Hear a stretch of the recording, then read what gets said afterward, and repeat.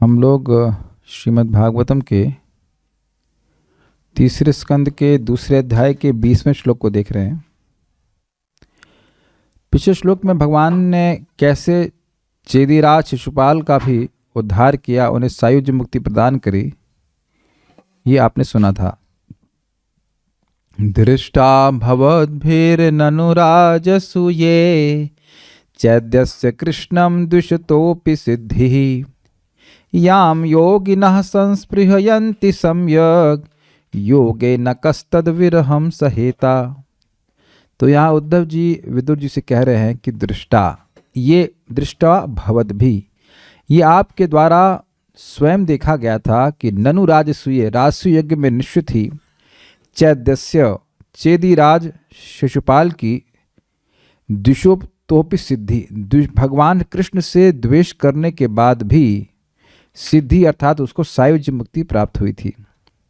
उसमें ऐसा क्या विशेष है? तो कहते हैं याम योगिना संस्पृहयन्ति सम्यक, जिस सिद्धि को, जिस सायुज्य मुक्ति को योगी जन स्पृहयन्ति, बहुत अच्छे से स्पृहा करते हैं। सम्यक योगिना, ऐसा नहीं है कि योग का अभ्यास न कर रहे हो और स्पृहा कर रहे हो।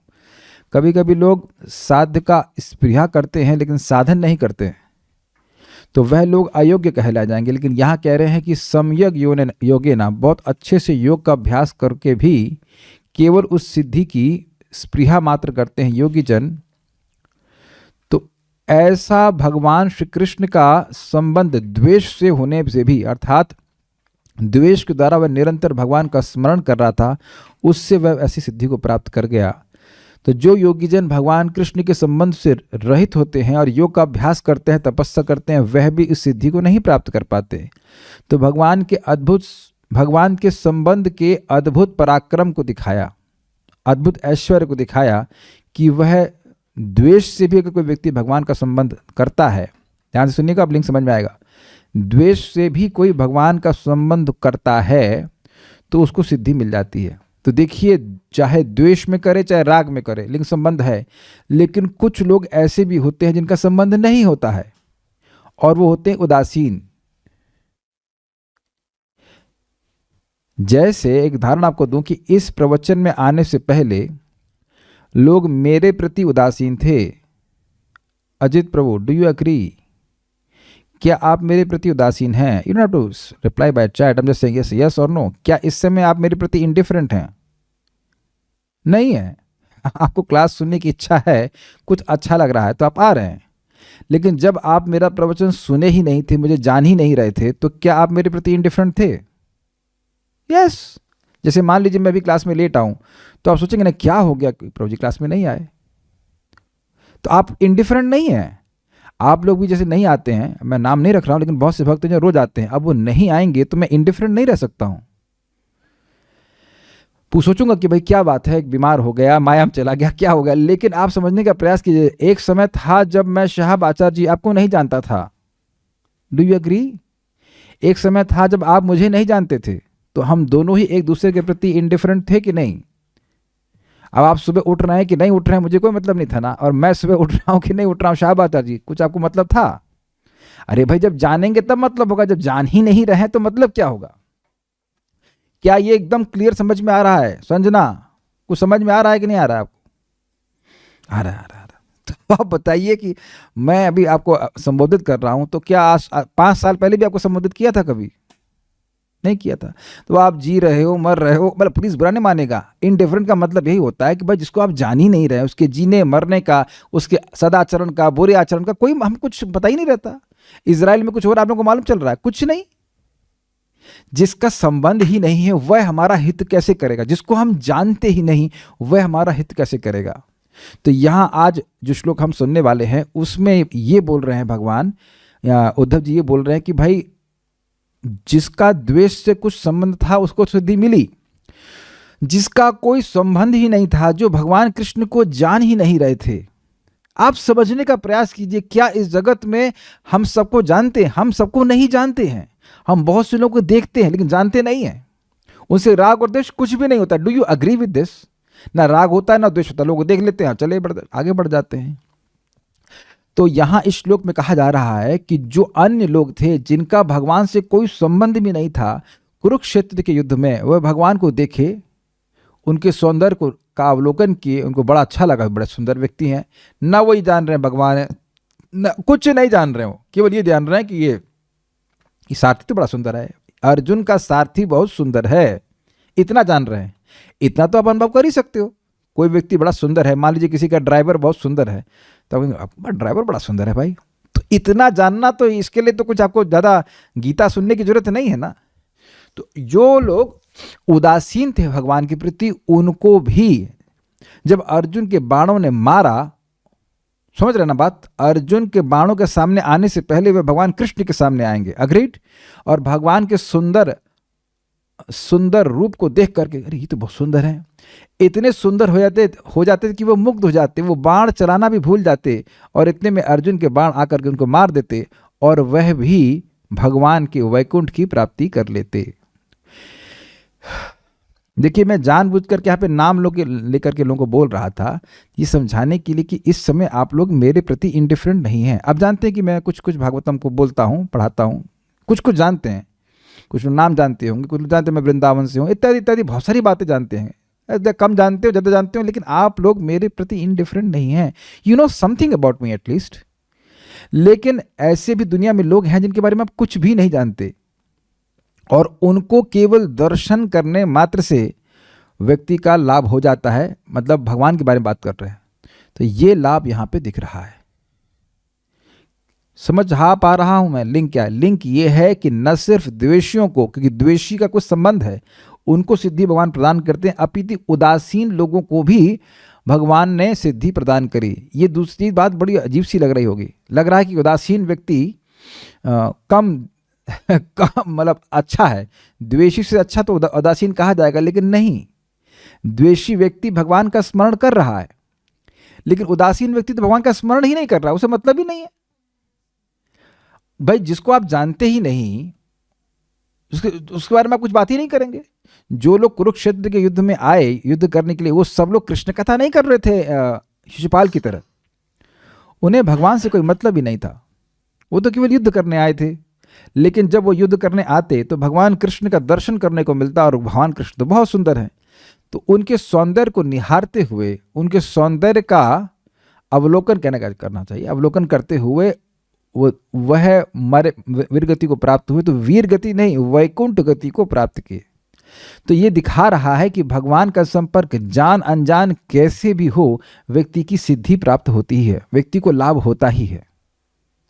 जैसे ये शास्त्र का वचन है कि जो व्यक्ति भगवान विष्णु के मंदिर में आता है, अब वो भगवान को जाने या ना जाने, कौतुकवश भी, क्यूरियोसिटी में भगवान के सामने आता है, तो भगवान उसे तुरंत ही मुक्त कर देते हैं।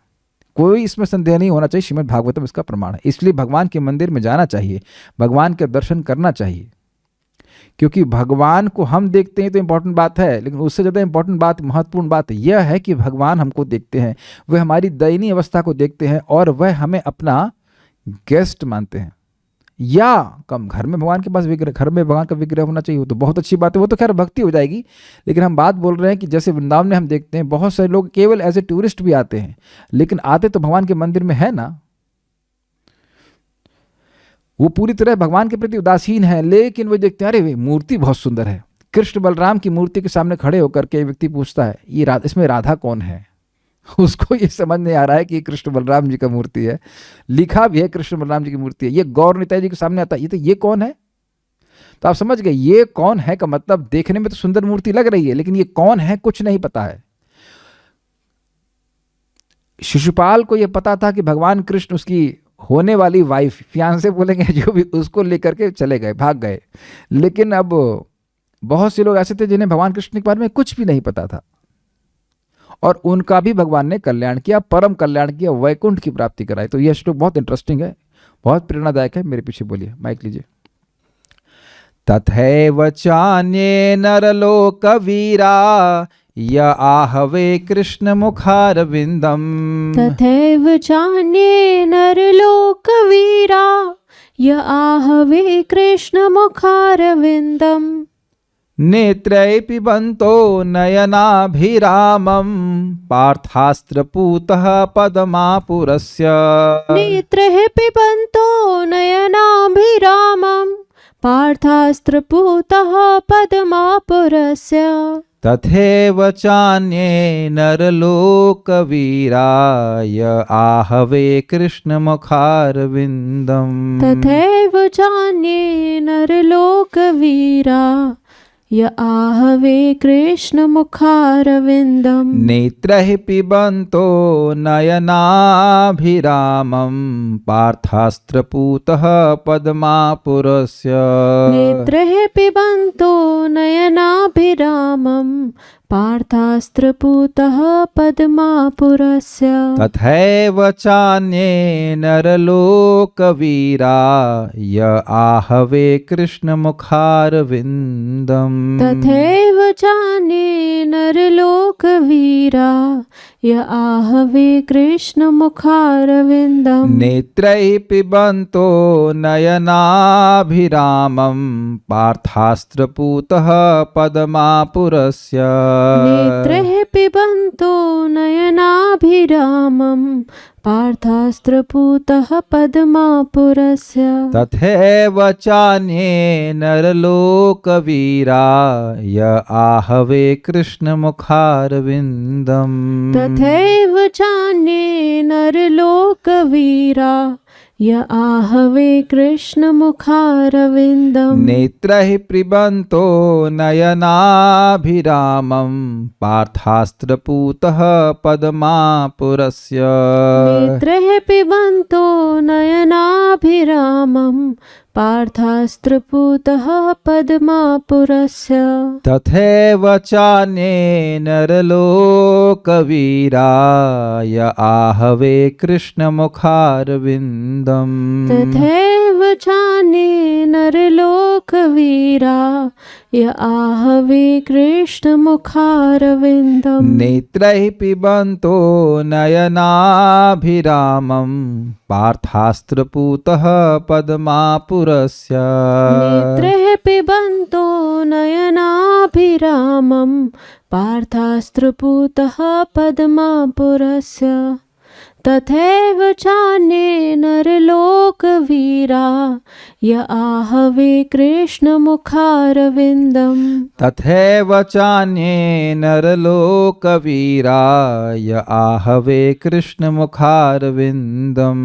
नेत्रैः पिबन्तो नयनाभिरामं पार्थास्त्रपूतः पद्मापुरस्य। नेत्रैः पिबन्तो नयनाभिरामं पार्थास्त्रपूतः पद्मापुरस्य।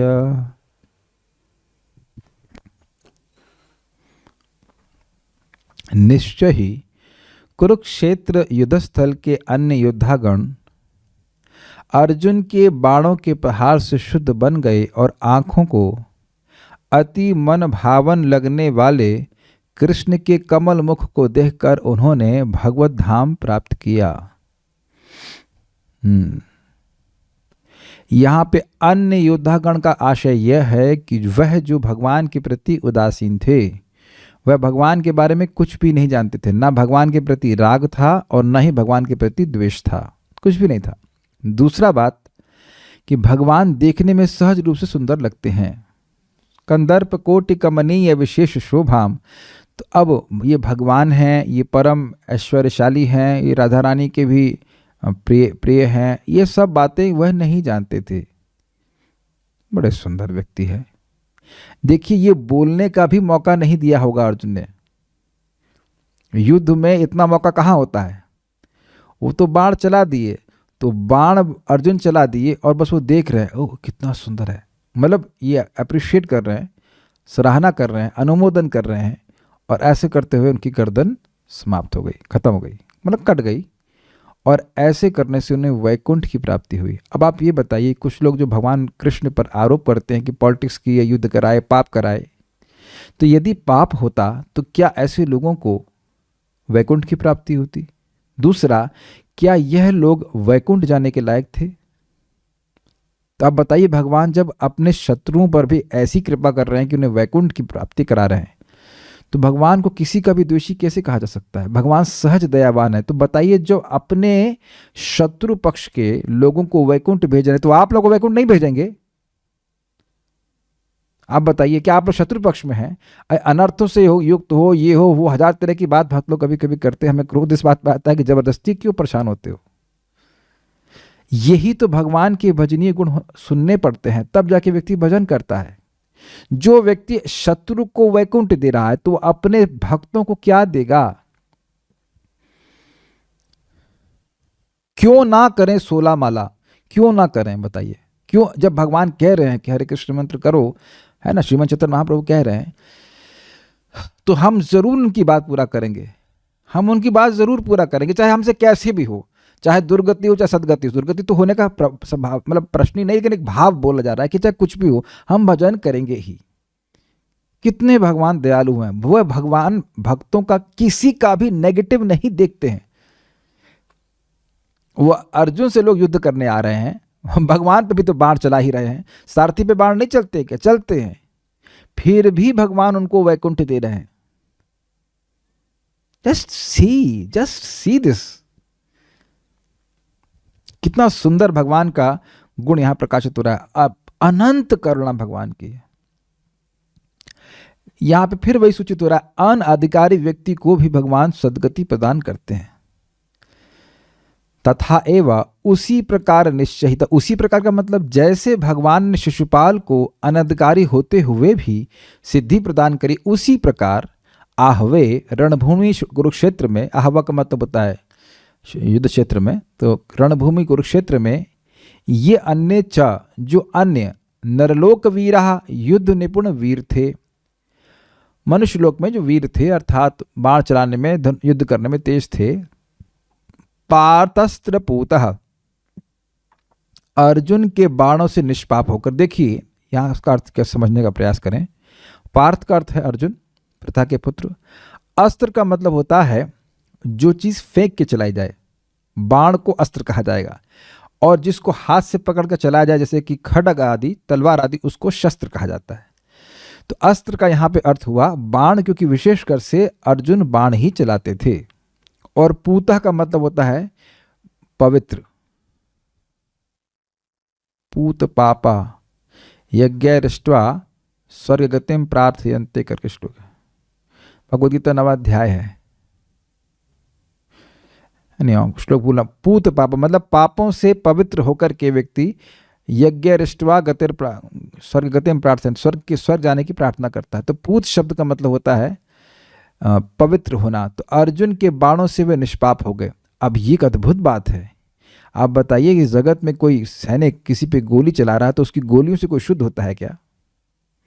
लेकिन ये गोलियों का संपर्क कहाँ से है? गोली नहीं, मेरा मतलब बाण। वो बाण किसके हाथ से स्पर्श होकर के आ रहे हैं? अर्जुन के।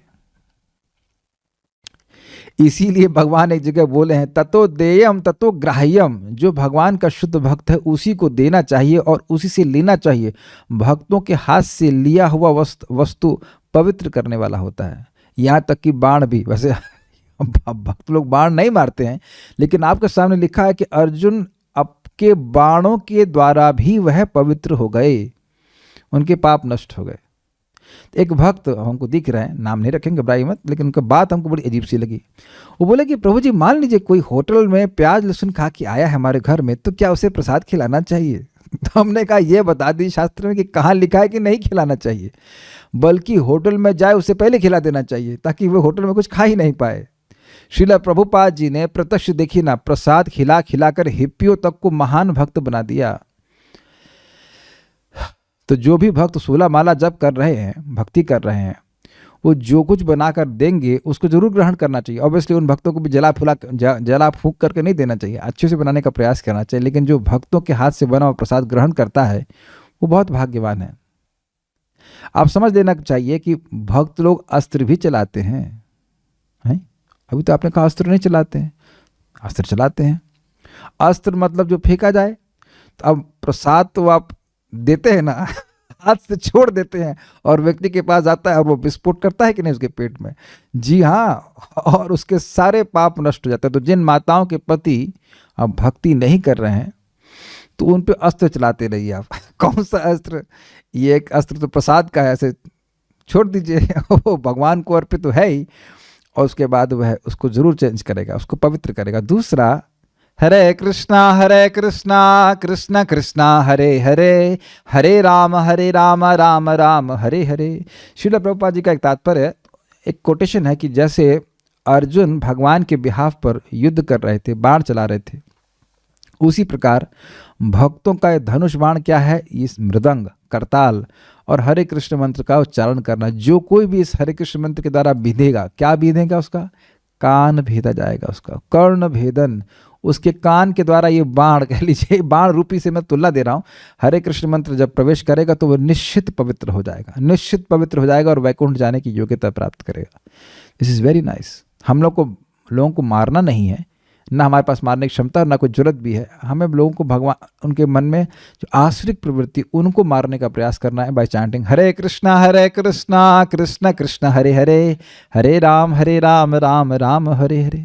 तो इस प्रकार अर्जुन के अस्त्रों से पवित्र होकर नयनाभिरामम, आँखों को अतीव अच्छा लगने वाले, राम शब्द का मतलब ही होता है सुख देने वाला, अभिराम मतलब अभितः सुख देने वाले, अभितः मतलब बहुत अधिक सुख देने वाले, और नयनाभिरामम मतलब आँखों को, उन लोगों की जो अर्जुन से युद्ध कर रहे थे, उनकी आँखों को भी भगवान का वह सुंदर रूप बहुत सुंदर लग रहा था, बहुत अच्छा लग रहा था।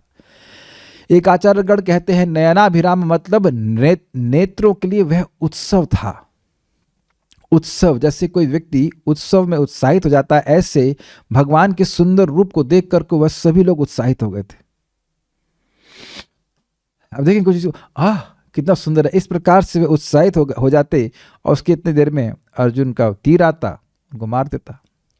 तो इस प्रकार से भगवान श्री कृष्ण के मुख को देख रहे थे। कृष्ण मुखारविंदम, श्री कृष्ण के मुख कमल की माधुरी का नेत्र पिबंते, नेत्रों से पान कर अस्य पदम आपहु, अस्य मतलब इनके, उन भगवान विष्णु के वैकुंठ धाम को प्राप्त किए। तो यहाँ थोड़ा भेद हो गया, वहाँ पे सायुज्य मुक्ति मिली, और यहाँ पे जो उदासीन थे उनको भगवान के धाम की प्राप्ति हुई।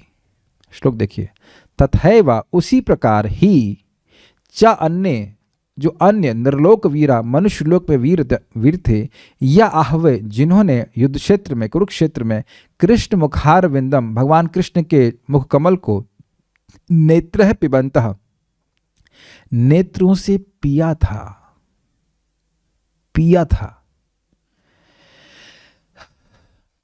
मतलब अब वह केवल देख नहीं रहे थे, पी रहे थे आंखों से, मानो आंख कोई अमृत पी रहे हो। इसीलिए कह रहे नयनाभिरामम, भगवान के मुख सौंदर्य को उन्होंने आंखों से पिया था। और पार्थास्त्र पूतः, और अर्जुन के अस्त्र बाणों से वे पवित्र होकर पद्मा आपुरस्य, अस्य इन भगवान श्री कृष्ण के, इन भगवान विष्णु के पदम अर्थात वैकुंठ को आपु अर्थात प्राप्त किया था।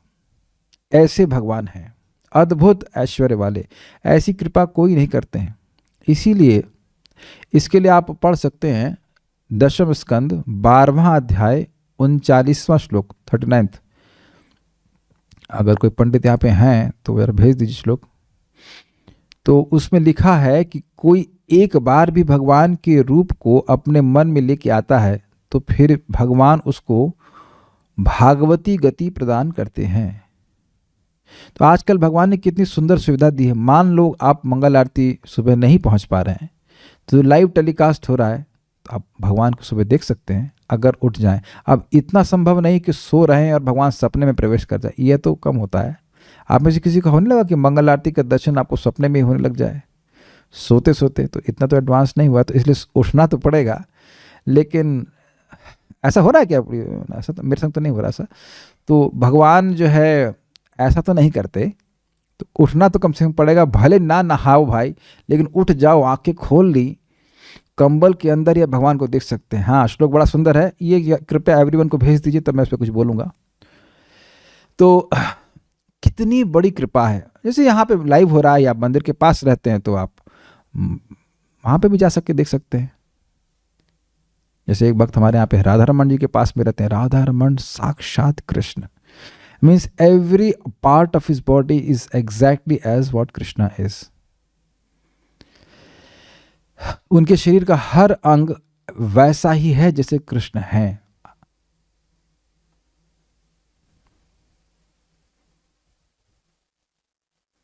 श्री प्रभुपाद जी से पूछा गया था कि आप ये मंदिर इतना दूर क्यों बना रहे हैं। उस समय वृंदावन के बाहर था, तो प्रभुपाद ने कहा जहां भी कृष्ण हैं वहां लोग आएंगे। और अब देखिए लोग आते हैं कि नहीं। एक व्यक्ति बोल रहे थे कि आप यहाँ नहीं जा रहे हैं, वहां नहीं जा रहे हैं। हमने कहा पहले हम मंगल आरती तो पहुंचे। जो विश्वास है उसकी वजह से मैं नहीं पहुंच पा रहा हूं, लेकिन मैं पहले व्यक्तिगत रूप से मंगल आरती तो पहुंचूं। यहाँ मात्र 1 किलोमीटर की दूरी पे है भगवान, मैं नहीं पहुंच पा रहा हूँ। मेरा ही गलती है, जो भी कह लीजिए। हम ऑनलाइन देख पाते हैं, लेकिन हम चाहते हैं पहुंच जाएं। भगवान अगर सामर्थ्य देंगे तो पहुंच ही जाएंगे, लेकिन पहले कम से कम वहां तो पहुंचे। क्या भेद है? कोई भेद नहीं। और क्यों जाए कहीं बहुत दूर? ये कितना बड़ा लाभ है। तो जरा श्लोक पे विचार कर लें। सकृद यदंग प्रतिमांतराहितः मनोमयी भागवतीं ददौ गतिं स एव नित्यात्म सुखानुभूत्यभि व्युदस्तमायो अंतर्गतो हि किं पुनः।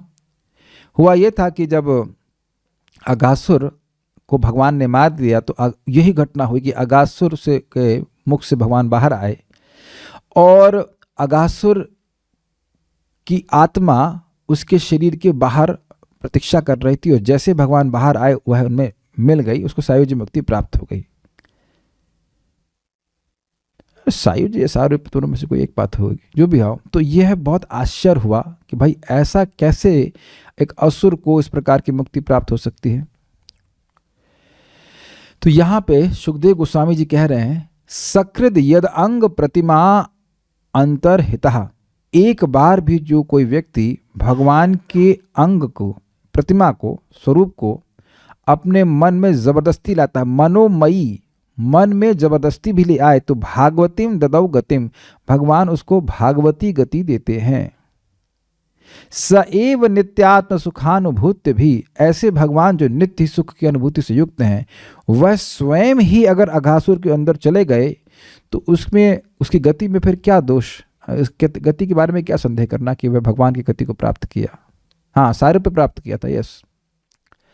तो ये बहुत बड़ा लाभ है कि भक्त लोग सुबह उठ करके भगवान का दर्शन करते हैं। कभी भी दर्शन करें, लेकिन आप देखेंगे सुबह बहुत अच्छा दर्शन भगवान का होता है।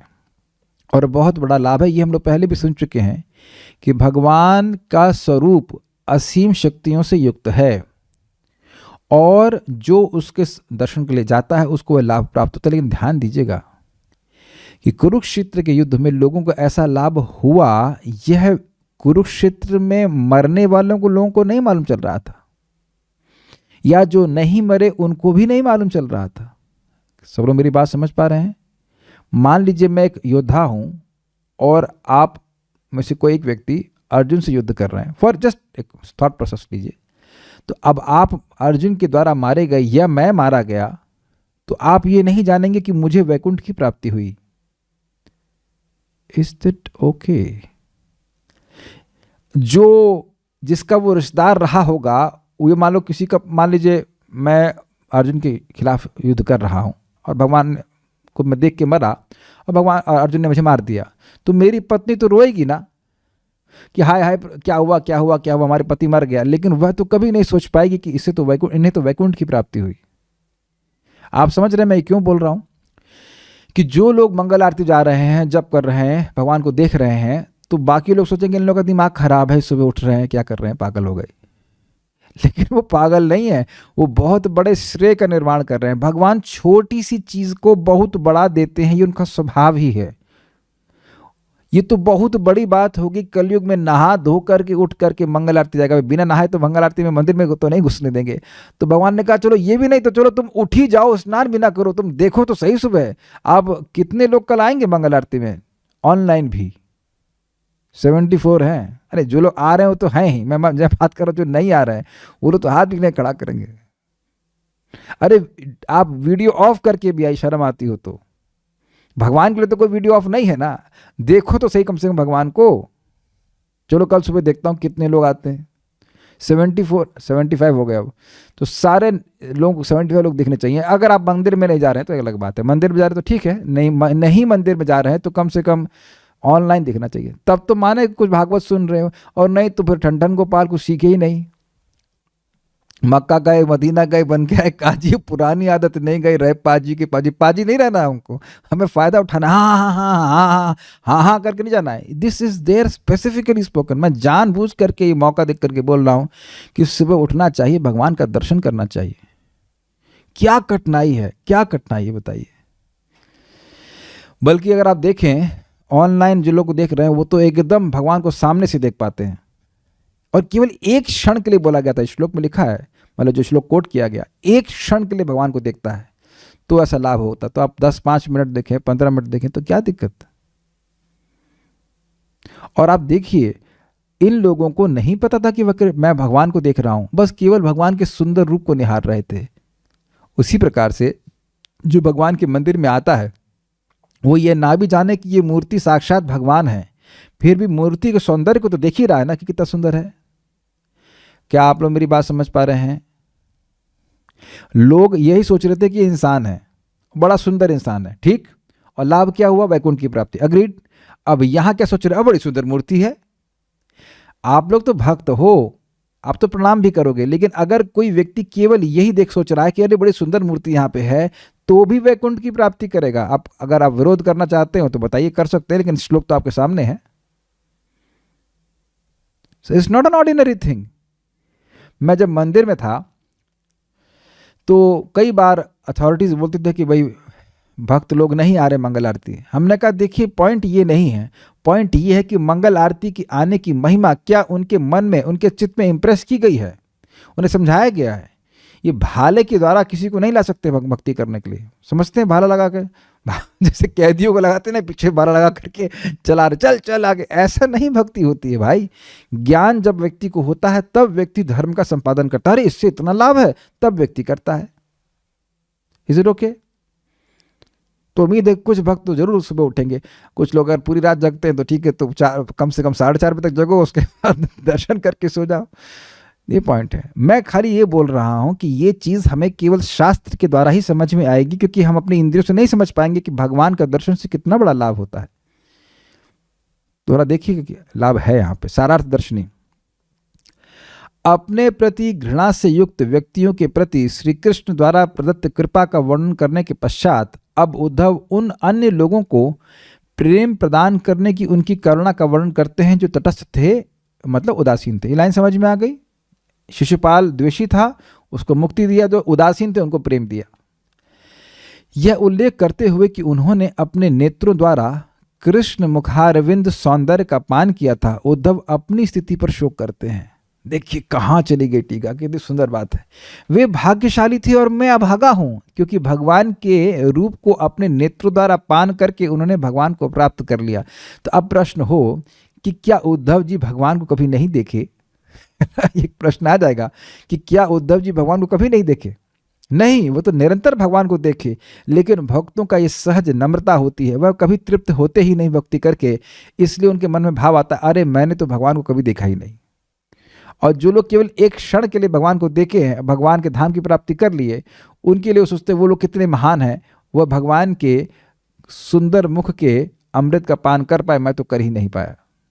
ये शुद्ध भक्तों का अद्भुत नम्रता होती है। वो अपने को भक्त नहीं मानते, वो अपने को हतभागा मानते हैं और अन्य लोग को अधिक सौभाग्यवान मानते हैं। ये आप यहाँ पे देख रहे हैं, ये उनका भाव है। ऐसा नहीं कि उन्होंने भगवान को कभी देखा नहीं या भगवान की प्राप्ति नहीं करी। आप स्वयं ही सुन चुके हैं कि भगवान के स्मरण मात्र से वह उनके लोक में प्रवेश कर गए थे और उसके बाद फिर निर्लोकम पुनरागतः, फिर वह मनुष्य लोक में बाह्य अनुसंधान में वापस आते हैं और फिर वह विदुर जी का प्रश्नों का उत्तर दे रहे हैं। क्रम संदर्भ। अर्जुन के बाण कुरुक्षेत्र में व्यक्तियों को शुद्ध करते ताकि वह श्री कृष्ण के मुखारविंद का समुचित रूप से दर्शन कर सके। अब ये क्या बात हुई? देखिए भगवान के मुख के सौंदर्य का वास्तविक रूप से अनुभव करने के लिए क्या चीज आवश्यक है? अविद्या की निवृत्ति। जो अविद्या की निवृत्ति थी वो कैसे हो गई? अर्जुन के बाणों के द्वारा। उससे वो पवित्र हो गए और उसके बाद भगवान के रूप को देखने में और समर्थ हो गए। तो अब स्वाभाविक सी बात है कि ऐसे भी समझ सकते हैं, हम अपनी समझावट बोल रहे हैं कि पहले बाण छाती पे लगा होगा तो वो मरा नहीं, दूसरे बाण मारेंगे, तीसरे बाण मारेंगे तो उससे पवित्र हो गए, और अब वह भगवान को और सुंदर और उनकी सौंदर्य को अप्रिशिएट करना है। एक बहुत सुंदर बात है यहाँ पे। बात यह है कि भक्तों का संपर्क व्यक्ति को पहले प्राप्त होता है, फिर वह वास्तविक रूप से भगवान के सौंदर्य का या भगवान के माधुर्य का अनुभव करने के लिए सक्षम होता है। और देखिए, समझने का प्रयास करें, वैष्णवों की ट्रेनिंग यही है कि एक जीवात्मा जो नितांत रूप से पूर्णतः अविद्या से ग्रसित है, भरा पड़ा है, भगवान के अमृत को वह अनुभव करने में अक्षम है, उसको ट्रेनिंग दी जाए कि वह अविद्या को नष्ट करे भक्ति करके, और भगवान के सौंदर्य के अमृत का, भगवान के नाम के अमृत का, भगवान के कथा के अमृत का पान करने में समर्थ हो जाए। जैसे डॉक्टर जान रहा है कि ये व्यक्ति बीमार है, बुखार है, इसलिए भोजन में उसको सुख नहीं मिल रहा है, तो डॉक्टर जो कुछ भी दे रहा है, दवा दे रहा है, कुछ कर रहा है, उसका उद्देश्य यही होता है कि इसकी बीमारी ठीक हो जाए और वह अच्छे से भोजन कर सके, भोजन का आस्वादन कर सके। अग्रीड? ठीक है, आगे देखते हैं। यया हरद भुवो भारम ताम तनुम विजहावजः कंटकम कंटके नेवा द्वयम चापी शितुः समम। सर्वोपरि अजन्मा भगवान श्री कृष्ण ने यदुवंश के सदस्यों से अपना अपना शरीर त्याग करवा दिया और इस तरह उन्होंने पृथ्वी के भार को उतारा। यह कार्य कांटे को कांटे से निकालना जैसा था, यद्यपि नियंत्रण के लिए दोनों एक से हैं। श्रीमद् भागवत 1:15-34। इसके पर प्रवचन हो चुका है, इसको आप वहाँ और डिटेल में सुन सकते हैं। बात यहाँ पे क्या कही जा रही है? प्रश्न होगा क्या भगवान स्वयं पवित्र नहीं कर सकते हैं कि जो अर्जुन के अस्त्रों को उपयोग कर रहे हैं? तो भगवान यहाँ इसीलिए श्रील जीव गोस्वामी पाद यहाँ पे श्लोक को कह रहे हैं कि देखिए, प्रथम स्कंद में कहा गया कि भगवान ने पृथ्वी को बाहर दूर करने के लिए जैसे एक कांटे से दूसरे कांटे को निकालते हैं, तो दोनों कांटे ही है ना, लेकिन दोनों का उपयोग तो एक का उपयोग तो अलग प्रकार से किया जा रहा है। तो अब यदुवंश मतलब द्वारका के पार्षद में अर्जुन भी आ रहे हैं, तो उनके द्वारा जगत के भार को हरण कर दिया। यदुवंश का भी हरण किए और यदुवंश में भी एक दूसरे को भिड़ा दिए और उसके द्वारा पृथ्वी का भार हरण कर लिए। तो यहाँ पे कह रहे हैं कि भगवान ने अर्जुन को माध्यम बनाया लोगों को पवित्र करने के लिए। उसी प्रकार से जैसे ही आप सब लोग भक्त भगवान की बात को ठीक ठीक समझ करके दूसरों को बताते हैं, तो वह लोग पवित्र होते हैं। भगवान की बात समझकर, अपनी बात नहीं। अपनी बात तो हम लोग आज तक करते ही आ रहे हैं, ना हम स्वयं पवित्र हुए ना दूसरे लोग पवित्र हुए। लेकिन जब हम भगवान की बात बोलते हैं, जो परंपरा में ज्ञान प्राप्त है उसको बोलते हैं, तो वह लोगों को भी पवित्र करता है और हमें भी और बहुत अधिक पवित्र करता है। आप समझ गए मैं क्या कहना चाहता हूं? और भगवान हम में से किसी को भी माध्यम बना सकते हैं, जो माध्यम बनना चाहता हो, जो माध्यम बनना चाहता हो। और ये हमारे लिए हाईएस्ट परफेक्शन है कि हम भगवान की कृपा के माध्यम बन सकें, नम्र माध्यम बन सकें। नम्र माध्यम का मतलब हुआ कि हम यह ना सोचें कि हम किसी पे कृपा कर रहे हैं, हमारे द्वारा कृपा करवाई जा रही है। निमित्त मात्रम भव सव्यसाची, भगवान ने भगवद गीता में बोला है अर्जुन को कि तुम केवल निमित्त मात्र बनो, बस। I think things are getting clear. Subodhini. इसलिए जो व्यक्ति भगवद गीता में, मैं जो व्यक्ति से मेरा मतलब जो भक्त भगवद गीता को समझने के बाद भी किसी को बताने की चेष्टा भी नहीं कर रहा है, उसकी थोड़ी अपूर्णता है, उसको और प्रयास करना चाहिए, एटलीस्ट स्पृहा करनी चाहिए। इस जगत में हम बहुत सारी अच्छी वस्तु जैसे सुनते हैं तुरंत लोग को बताने लगते हैं, है कि नहीं? तो जब भगवद गीता की बात सुन रहे हैं तो बताना चाहिए आप लोगों को। जब मैंने पहली बार प्रवचन सुना था, हम आत्मा हैं, हम शरीर नहीं है, इत्यादि इत्यादि, तब भी मैं अपने मित्रों से बड़े उत्साहित होकर ये बोल रहा था, तो बहुत अच्छी चीज़ है यार। वह अरे बहुत से लोग आते हैं, बहुत से लोग चले जाते हैं। उन्होंने उसको like kind of rubbed it of, मतलब उसको वॉश ऑफ कर दिया था। लेकिन ऐसा नहीं कि जिन लोगों को भी मैंने बोला वो सब वॉश ऑफ ही कर दिए। Do you agree? ऐसा नहीं है कि आप किसी को भी प्रचार नहीं कर सकते, ऐसा नहीं है कि आप असफल ही होंगे। यहां तक कि प्रचार का प्रयास ही सफलता है। और कोई बात मान जाए तब तो बहुत बड़ी सफलता है।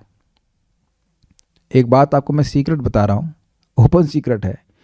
हरे कृष्ण मंत्र का आप जप कर रहे हैं, 16 माला का जप कर रहे हैं, 4 नियमों का पालन कर रहे हैं, सिद्धांत को समझ रहे हैं, जितना भी आप समझ सकते हैं ठीक ठीक प्रकार से, तो यदि आप बोलेंगे तो कोई ना कोई व्यक्ति जरूर स्वीकार करेगा। ये हमेशा ध्यान रखना। आप नहीं बोलेंगे तो कोई नहीं स्वीकार करेगा, लेकिन अगर आप बोलेंगे तो जरूर स्वीकार किया जाएगा। क्यों?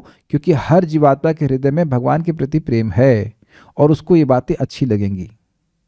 जैसे देखिए, यहाँ बहुत से भक्त नए हैं जिन्होंने अभी ज्वाइन किया है, तो क्या कोई ऐसे व्यक्ति जिन्हें मेरी बात बिल्कुल नहीं समझ में आती है, आप अगर हाथ भी खड़ा करोगे तब भी मैं नहीं मानूंगा। क्यों? क्योंकि अगर आपको मेरी बात बिल्कुल भी नहीं समझ में आती तो आप कल नहीं आओगे। Is it not?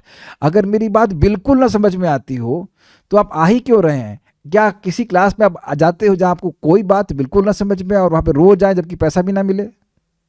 शाहब आचार्य जी, आप प्रथम स्कंद के प्रथम श्लोक से तो नहीं है, आप तो बीच में आए ना। तो अब मैं ये नहीं समझ रहा हूँ कि मेरी सारी बात समझ में आती होगी, लेकिन ऐसा भी नहीं कि कोई भी बात समझ में नहीं आती होगी। Tunga Vidya, you are also not from first canto first chapter first shloka, is it not?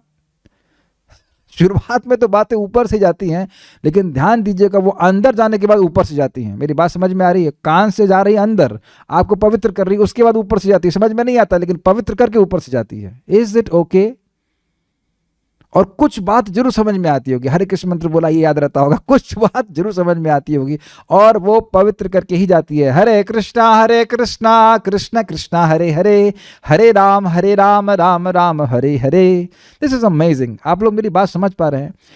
अगर आप भगवान के बारे में यथावत बोलेंगे तो लोग पवित्र होंगे ही और उन्हें वैकुंठ जाने की योग्यता मिलेगी। और अगर हम भगवान के बारे में बोलने की क्षमता होने के बाद भी नहीं बोल रहे हैं तो वस्तुतः हम सामने वाले को, जो हमारे सामने है, उसको वैकुंठ जाने की योग्यता से वंचित कर रहे हैं। कितना बड़ा अपराध है, जरा विचार कीजिए आप। ये है अपराध। आज हमारे एक इलेक्ट्रिशियन आए थे, मंदिर के इलेक्ट्रिशियन हमारे पास आए थे, मैं बहुत अच्छा उनसे प्रेम संबंध था, तो आज भी बता रहे थे कि वो 16 माला जप करते हैं। You don't see them as electricians, make sense?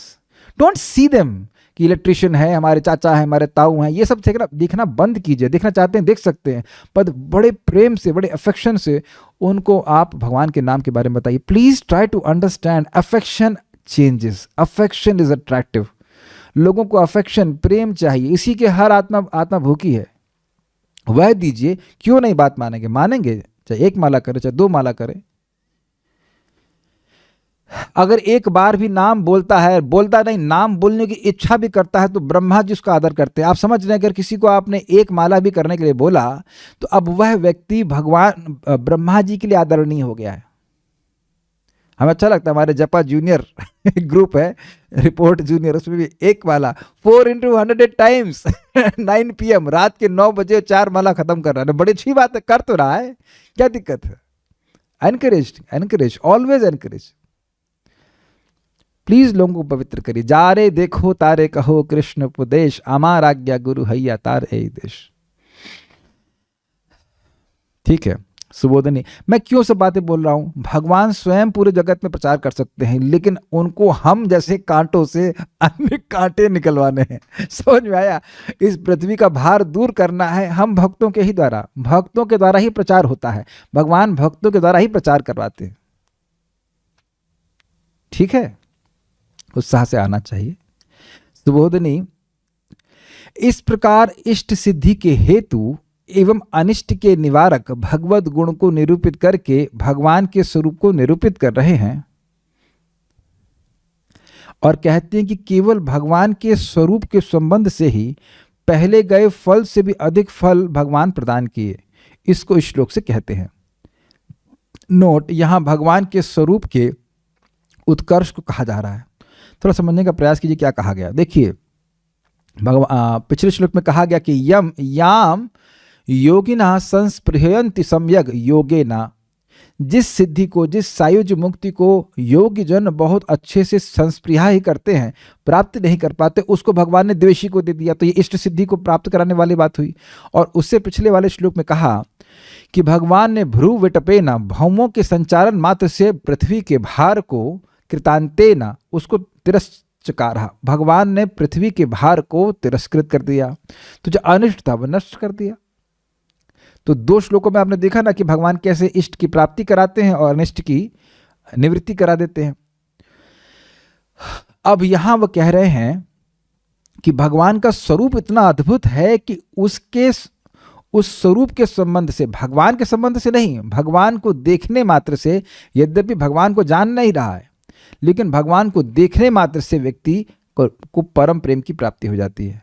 तो यहाँ पे भगवान के स्वरूप के उत्कर्ष को कहा जा रहा है। देखिए, ये एक भजनीय का गुण था कि वह स्वरूप से सर्वोत्कृष्ट होना चाहिए। तो यहाँ पे श्लोक से बड़ा स्पष्ट हो रहा है कि भगवान के स्वरूप को देखने मात्र से लोगों को इस प्रकार के वैकुंठ की प्राप्ति हुई।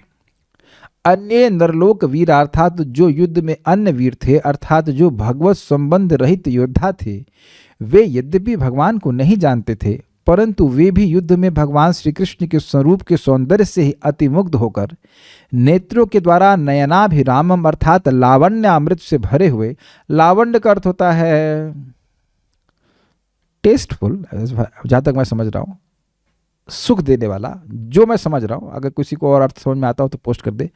लावण्य अमृत से भरे हुए कृष्ण मुखारविंद को देखते हुए भगवत सायुज्य में प्रतिबंधक रूप अशुद्ध देह को त्याग कर पार्थास्त्र पूत अर्थात पार्थ के बाणों से पवित्र होकर बहुत से योद्धा वैकुंठ में व्याप्त भगवान के चरण कमलों की प्राप्ति करे। क्या क्या बात बोले?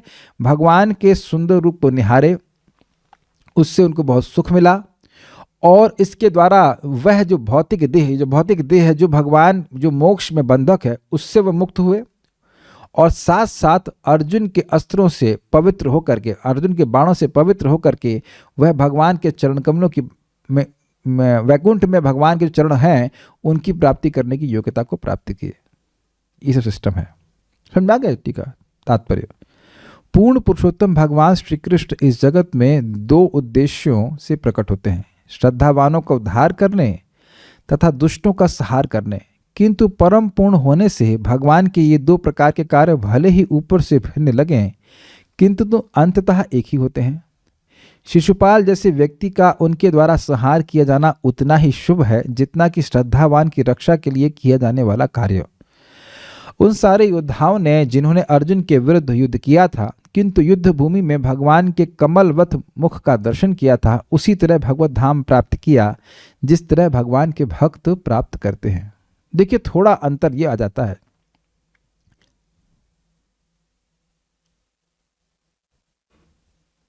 ना ठीक है, सही है, क्योंकि वह भगवान के सुंदर मुख को निहार रहे थे तो उनकी भक्ति जागृत हुई और इस कारण से वह भगवान के धाम की प्राप्ति कर सके। ठीक है, नयन अभिरामम अर्थात दृष्टा की आंखों को अच्छा लगने वाले ये शब्द अत्यंत महत्वपूर्ण है। जब युद्धभूमि के दूसरे पक्ष के योद्धाओं ने भगवान कृष्ण को सामने से देखा तो उन्होंने उनके सौंदर्य को सराहा और ईश्वर के प्रति उनकी सुसुप्त भावना जागृत हो उठी। मैं इस चीज को बताना चाह रहा था। This is very interesting. पहले थोड़ा आगे पढ़ूंगा फिर से वापस आऊंगा। शिशुपाल ने भी भगवान को देखा, किंतु उसने उन्हें अपने शत्रु के रूप में देखा, जिससे उसका प्रेम जागृत नहीं हुआ। इसलिए शिशुपाल ने भगवान के शरीर की निर्विशेष ज्योति ब्रह्म ज्योति में लीन होकर भगवान से तादात्म्य प्राप्त किया। अन्य लोगों को जो तटस्थ थे, जो न तो मित्र थे न शत्रु, किंतु भगवान के मुख के सौंदर्य को सराहने के कारण यत्किंचित भगवान के प्रेम में थे, उन्हें तुरंत वैकुंठ लोक भेज दिया गया। पूरा पढ़ के समझाना पड़ेगा। भगवान का निजी धाम गोलोक वृंदावन कहलाता है और वे धाम जहां उनके श्वास निवास करते हैं वैकुंठ लोक कहलाते हैं, जहां भगवान नारायण रूप में विद्यमान रहते हैं।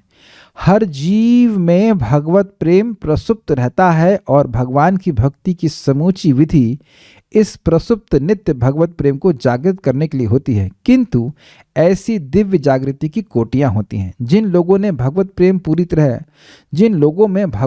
पूरी तरह जागृत हुआ रहता है वे आध्यात्मिक आकाश में गोलोक वृंदावन लोग जाते हैं, किंतु जिन लोगों में संयोगवश या संगति के द्वारा भगवत प्रेम ठीक से जागृत हुआ होता है वे वैकुंठ लोक भेज दिए जाते हैं।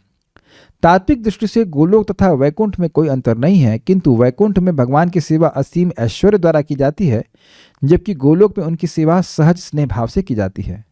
यह भगवत प्रेम भगवान के शुद्ध भक्तों की संगति से जागृत होता है। यहाँ पर पार्थास्त्र पूतः शब्द महत्वपूर्ण है। जिन लोगों ने कुरुक्षेत्र के युद्धस्थल में भगवान की सुंदर मुखाकृति देखी थी, उन्हें पहले अर्जुन ने अपने बाणों के प्रहार से शुद्ध बना दिया था। भगवान संसार का भार हल्का करने के उद्देश्य प्रकट हुए थे और अर्जुन उनकी ओर से युद्ध करके उनकी सहायता कर रहे थे। अर्जुन ने व्यक्तिगत रूप से युद्ध करने से इनकार कर दिया था और अर्जुन को युद्ध में लगाने के लिए भगवद गीता का संपूर्ण उपदेश दिया गया था। भगवान के शुद्ध भक्त के रूप में अर्जुन ने अपने निर्णय के समक्ष इसे वरीयता देते हुए युद्ध करना स्वीकार किया। इस तरह अर्जुन ने संसार के भार को कम करने के भगवान के उद्देश्य में सहायक बनने के लिए युद्ध किया। युद्ध शुद्ध भक्त द्वारा सारे कार्य भगवान की ओर से संपन्न किए जाते हैं, क्योंकि भगवान के शुद्ध भक्त के पास करने के लिए निजी कुछ भी नहीं रहता। अर्जुन द्वारा संहार किया जाना स्वयं भगवान द्वारा किए जाने वाले संहार के तुल्य था। जो ही अर्जुन किसी शत्रु पर बाण चलाते, वह शत्रु सारे भौतिक कलम से शुद्ध होकर वैकुंठ जाने का पात्र बन जाता। जिन योद्धाओं ने भगवान के चरण कमलों की प्रशंसा की तथा सामने से भगवान के मुख को देखा, उनमें सुप्त भगवत प्रेम जाग उठा और इस तरह वे लोग शिशुपाल की ही तरह ब्रह्मज्योति की निर्विशेष दशा में नहीं अपितु सीधे वैकुंठ लोग भेज दिए गए। शिशुपाल भगवान की प्रशंसा किए बिना मर गया, किंतु अन्य लोग भगवान की प्रशंसा करके मरे थे। दोनों ही को आध्यात्मिक आकाश में भेज दिया गया, किंतु जिनमें भगवत प्रेम जागृत हो चुका था वे दिव्य आकाश के लोकों में भेज दिए गए। उद्धव ऊपर से शोक कर रहे थे कि उनका अपना पद कुरुक्षेत्र युद्धभूमि के योद्धाओं से भी न्यून है, क्योंकि उन लोगों को तो वैकुंठ लोक मिल चुका था, जबकि उद्धव भगवान के तिरोधान का शोक ही करते रह गए। अब वापस हम लोग पढ़ते हैं, यहां से समझने का प्रयास करते हैं। देखिए,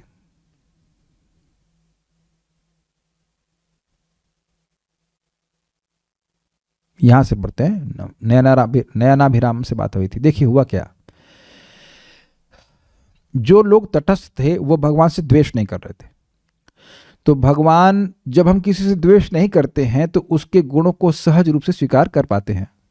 कोई सुंदर है तो हाँ भाई सुंदर है, अब उसके बाद उसका स्वभाव खराब है, अच्छा है, वो आगे की बात है। लेकिन कोई व्यक्ति आप पहली बार देखते हो तो उसे द्वेष तो नहीं करते हो। हाँ, सुंदर है तो सुंदर है, इज इट ओके।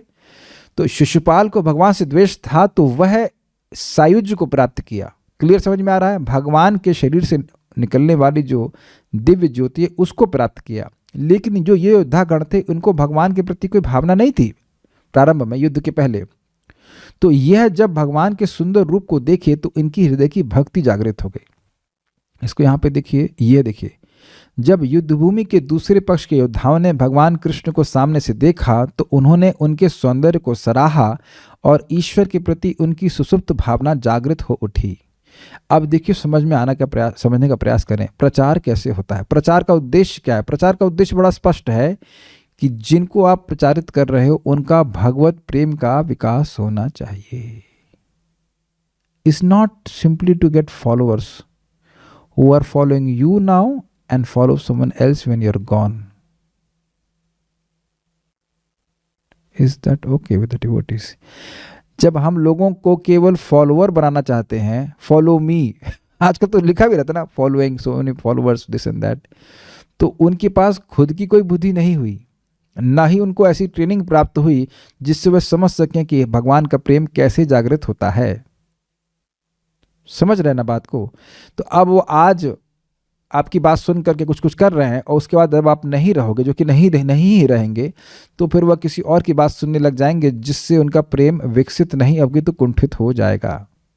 लोगों का ट्रेनिंग ऐसी होनी चाहिए कि उनका खुद का विवेक जागृत हो जाए भक्ति के संबंध में। विवेक समझते हैं, डिस्क्रिमिनेशन, यह करने से मेरा प्रेम जागृत हो रहा है और यह करने से मेरा प्रेम जागृत नहीं हो रहा है। प्रेम को जागृत करना ही मेरी भक्ति का उद्देश्य है। मैं प्रेम जागृत करने के लिए भक्ति कर रहा हूँ। प्रेम जागृत हुआ नहीं है लेकिन प्रेम जागृत करने के लिए भक्ति कर रहा हूँ। This is very great level of Krishna consciousness.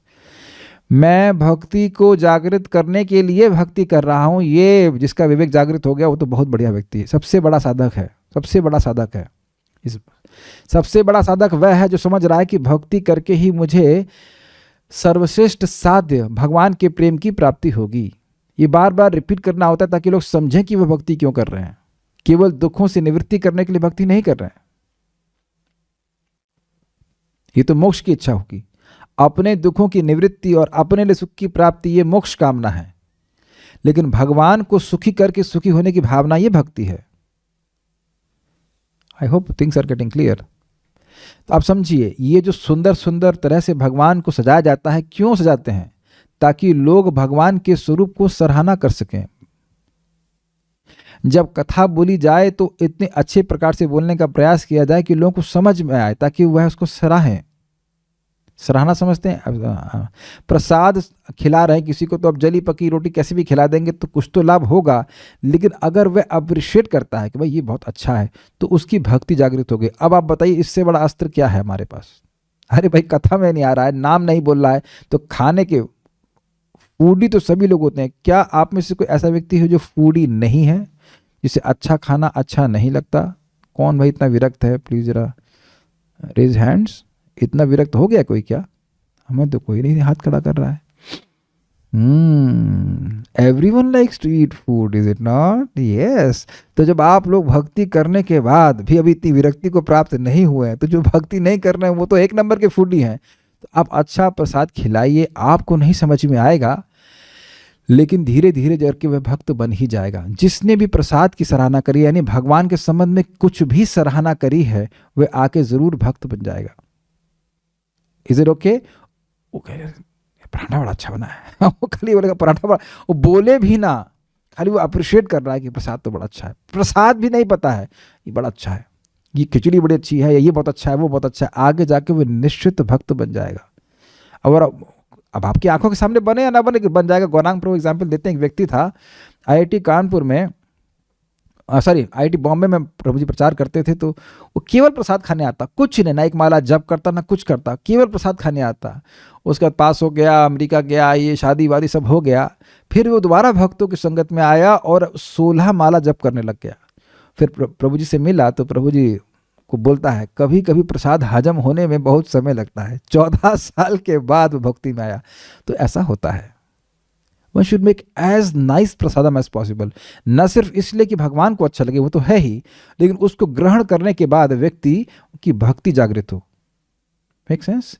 मुझे याद है हम लोग राजापुर के जगन्नाथ का प्रसाद ग्रहण किए थे, 2004 की बात है। It's how much, like 20 years now. Yes, 20 साल हो गए। आज भी मुझे याद है उसका सारा, आज भी मतलब धूमिल धूमिल याद है कि कैसे हरा साग, ये साग, वो केले के अंदर का जो तना होता है उसकी सब्जी खाएं आप लोग कभी? Amazing, it's amazing. या अब सुलभ किचन वहाँ पे है, इतना बढ़िया। मुझे आज भी याद है कि वहाँ पे मूंग दाल की दी हमको। फिर मैंने कहा थोड़ा पीने के लिए देंगे, कहते नहीं देंगे इतनी अच्छी थी, वो लिमिटेड अमाउंट में दी जाती है। It's amazing, just amazing.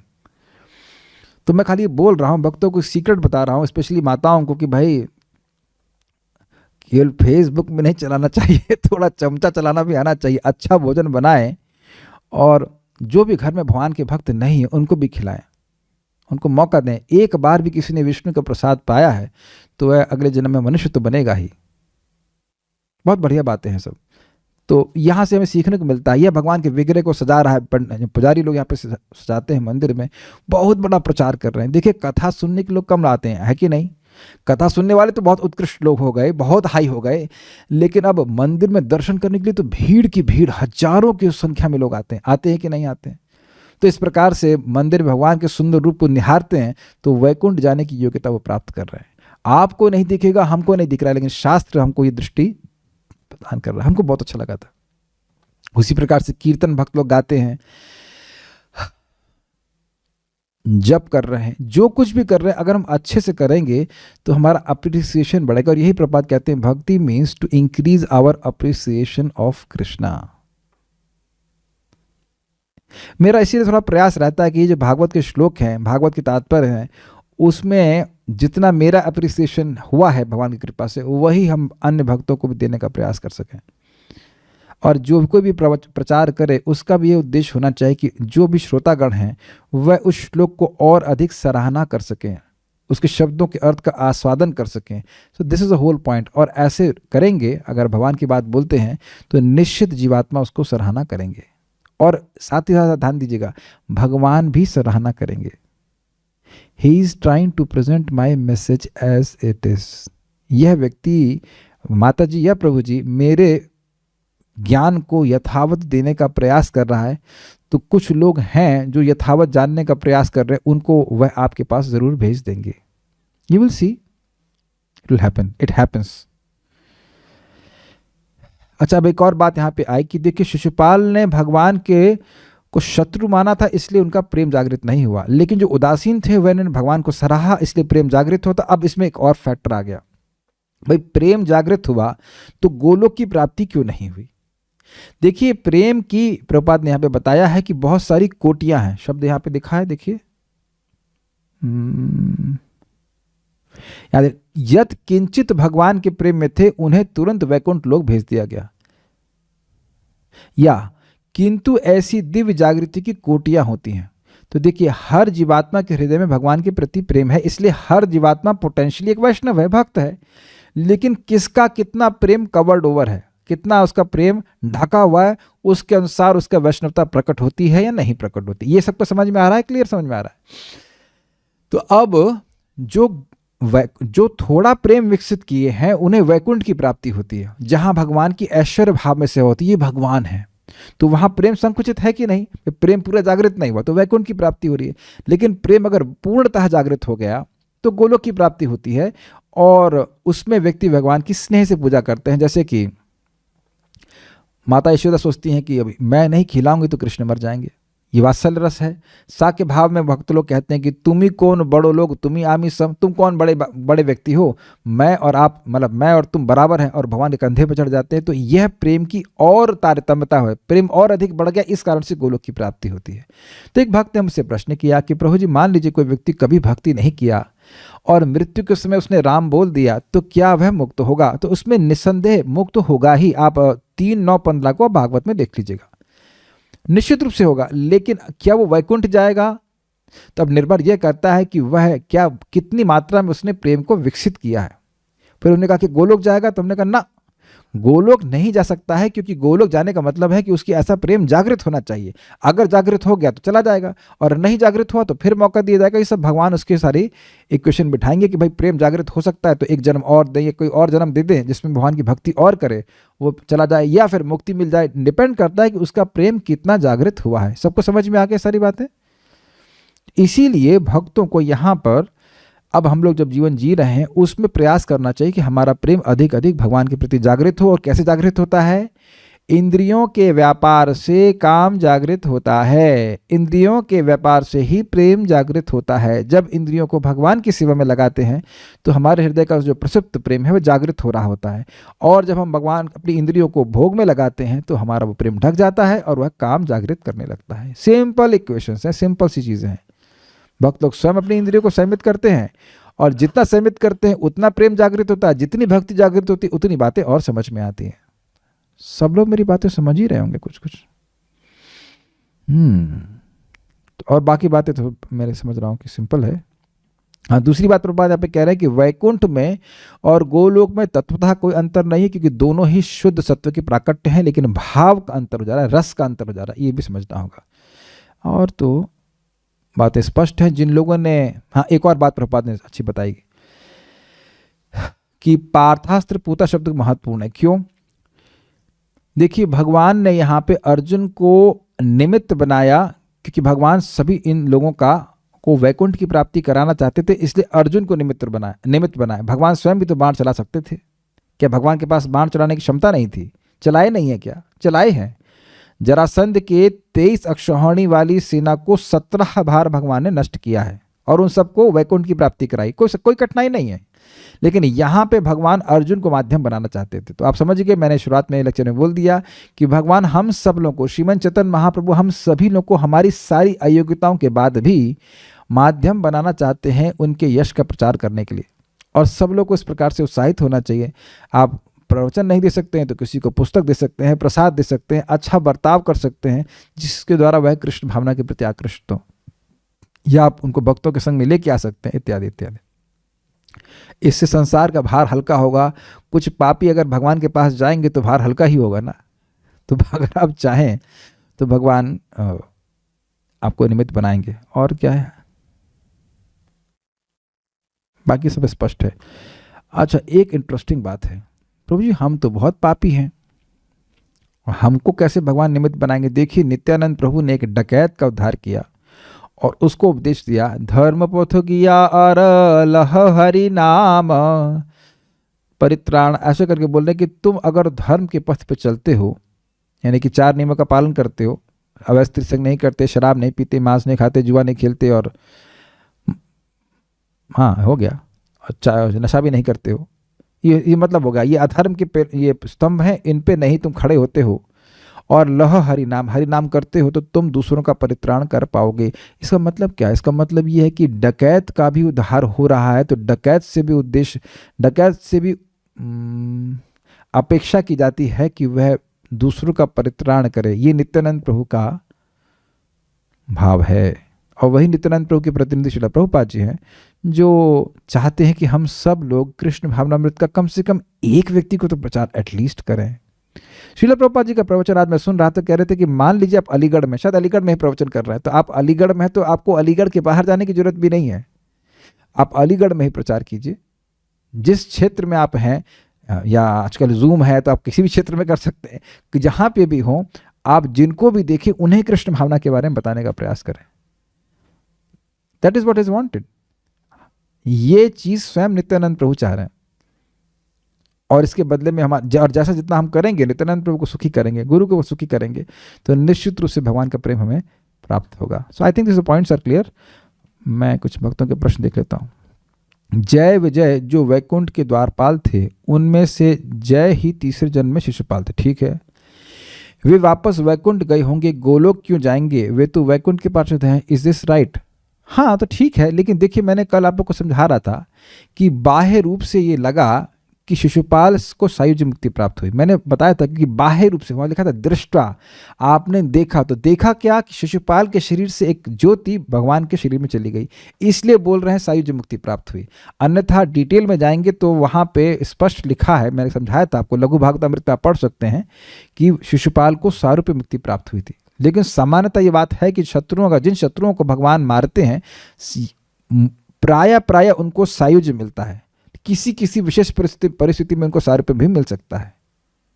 ठीक है, और क्या है? और कोई प्रश्न नहीं है। So will stop here. I just see in Telegram there some questions. हाँ, Ajamil also chanted the name of Lord while dying, but he did not go to the Lord's abode. Rather, he got another chance to perform bhakti. How we can understand it? प्रश्न है कि अजामिल ने भी मृत्यु के समय भगवान का नाम लिया तो तुरंत तो भगवान के पास नहीं गया। ये प्रश्न मैंने परम पूज्य वृंदावन महाराज से किया था कि हम लोग सुनते हैं कि नामाभास से अजामिल वैकुंठ गेला रे, नामाभास से ही भगवान अजामिल वैकुंठ चला गया, लेकिन तुरंत तो नहीं गया। तो महाराज समझाए कि भाई तुरंत की डेफिनेशन क्या है। मैं माता जी लोगों को पूछ रहा हूँ, जो लोग खाना बनाने में एक्सपर्ट हैं, आप लोग रोटी तो तुरंत बना लेते हैं ना? हाँ तुरंत, यही बोलते हो, बस तुरंत ही ला रहे हैं, तो तुरंत का मतलब 5 मिनट, जल्दी का मतलब वही हो ना, जल्दी लेके आ रहे हैं, बस जल्दी मतलब 5 मिनट 10 मिनट। लेकिन महाराज कह रहे थे कभी कभी कहते हैं कि मान लो किसी लड़के की शादी हुई किसी लड़की से, तो कहते हैं मान लीजिए 1 साल के अंदर ये ही संतान हो जाती, तो कहते हैं कि बड़ी जल्दी संतान हो गई। तो जल्दी का मतलब एक ही जगह होता, एक ही जैसा होता है हर जगह। जल्दी रोटी बना के लाना और जल्दी संतान हो जाना, ये क्या एक ही बात है? दोनों जगह जल्दी का अभिप्राय एक ही है क्या? नहीं। तो तुरंत ही अजामिल चला गया, तो अब 12 साल क्या है शाश्वत समय में? कम ही समय है ना।